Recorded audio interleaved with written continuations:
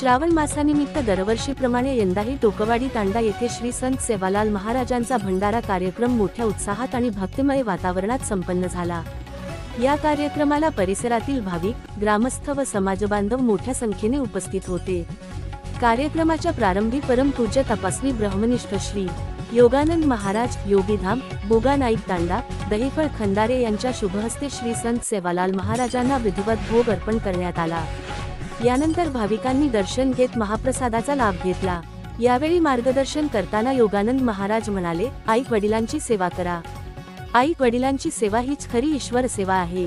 समाजाने आपल्या संस्कारांची व परंपरेची जपणूक करत एकजुटीने पुढे जावे, असा संदेश त्यांनी दिला। दरम्यान श्री संत सेवालाल महाराज मंदिराच्या भूमिपूजनाचा कार्यक्रमही उत्साहात पार पडला। मंदिर उभारणीमुळे समाजाच्या धार्मिक व सांस्कृतिक परंपरेला बळ मिळणार असल्याची भावना यावेळी व्यक्त करण्यात आली। कार्यक्रमात गोकुळ महाराज, आंबोडा यांच्या भजनाचा विशेष कार्यक्रम झाला। भक्तिमय भजनांनी उपस्थित भाविक मंत्रमुग्ध झाले।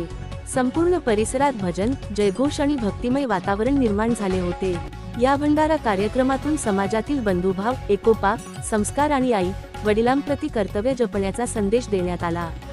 कार्यक्रमाच्या शेवटी उपस्थित भाविकांना महाप्रसादाचे वाटप करण्यात आले।